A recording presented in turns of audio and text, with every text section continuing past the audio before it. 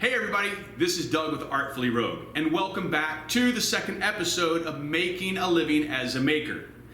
In the last episode, we talked about finding the perfect product, and in this episode, we're going to talk about what to charge for that product. When I started doing research into what to charge for the products that I was going to sell, I found a common thread was talking about take your direct cost, which are things like labor, marketing, maybe even manufacturing. And then also take your indirect costs, which might be the rent of your space, the utilities, and your salary. But you're still trying to figure out what your salary is. Take those indirect and direct costs, add them together, and then select a success point.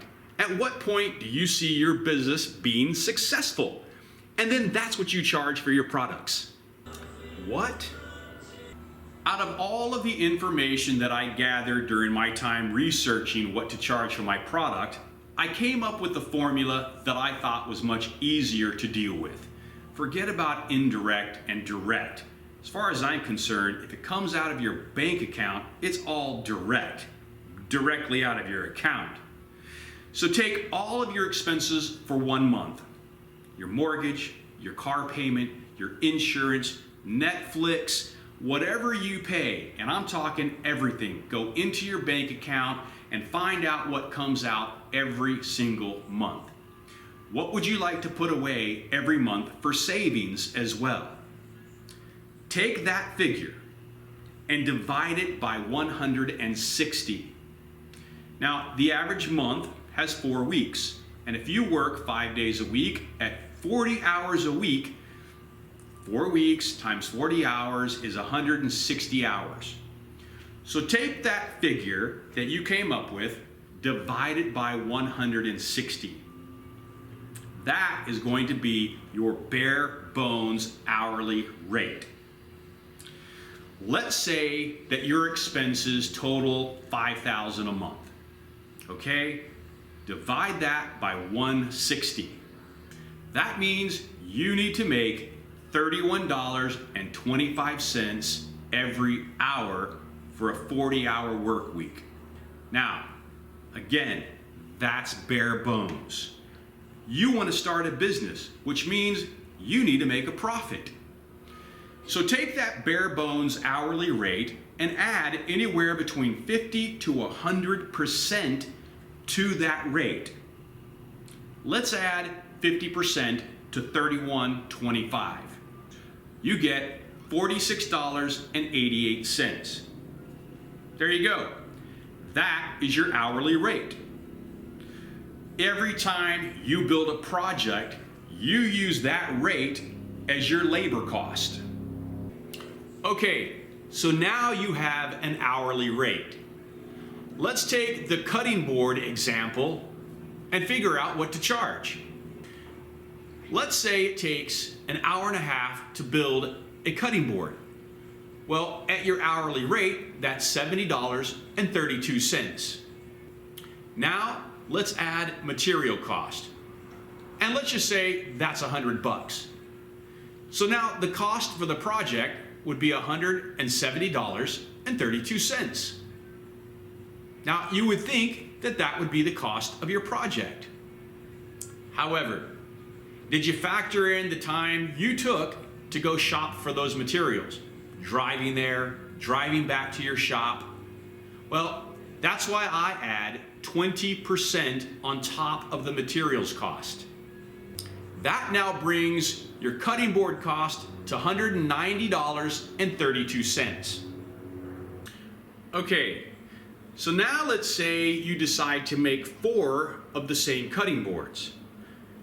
To do all of the materials at the same time will take you about 2 hours. That brings your hourly rate for those 4 cutting boards to $93.76. Now the materials haven't really changed, so let's add $400. So that's $493.76. Each cutting board now actually costs $123.44. So you see the benefits of actually making more of the same product at the same time. You can get all the materials cut and the product built, but at the same time, you can lower the price, which allows you to sell more, and you still make a good profit.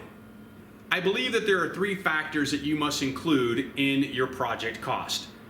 Your labor, which we figured out your hourly rate will be. Your materials cost, which depends on your area, is going to set that. But then your location.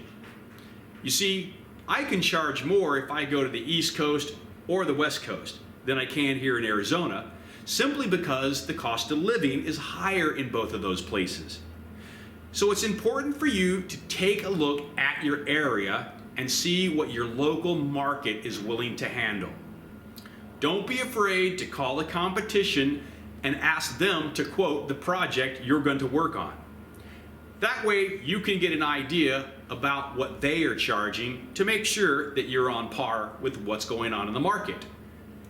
If you make a product and you go to a craft show or have your items set up in a store and you see them flying off the shelf, one, either you found a magical product or you're priced way too low.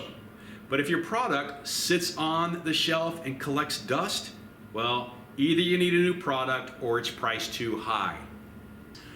Once you get this business rolling, it will become easier to price your products. You may even be able to get to a point where you can just do it by the square foot or square inch if that works for your product. That's what I do for these doors. When a client calls and says, hey, I want a door, all they have to do is give me the size and I can quickly calculate what a quote would be for the client simply by multiplying their square footage by my cost per square foot. Now that gives me the base price. If they want anything above and beyond what comes with that price, then you tack that on. But that also simplifies the process of putting a cost to your product. I hope that this information was helpful. Remember, add up all your expenses. Divide that by 160. That's your bare bones hourly rate. Now, add anywhere between 50 to 100% to that rate that you come up with, and now you have your labor working rate. So, to put a cost on a project, take your hourly working rate, your materials plus 20%, and there's your project cost. And keep in mind, if you're not making a living as a maker right off the bat, there's no shame in getting a 9-to-5 job until you get to that tipping point where you are selling more of your own product than you are earning at your other job. It takes time. Build it slowly, and someday you will be making a living as a maker. I'll see you in the next video. We're going to talk about how to market that product that you just made. Thank you so much for taking the time to watch this video. It is greatly appreciated. If you haven't already subscribed, please do so now. And if you'd like to get notified when my next video comes out, then hit that bell icon. And don't forget to leave comments. I love the comments and I try to get back to them at least every other day. Until then, we'll see you in the next video. I got a robot to build.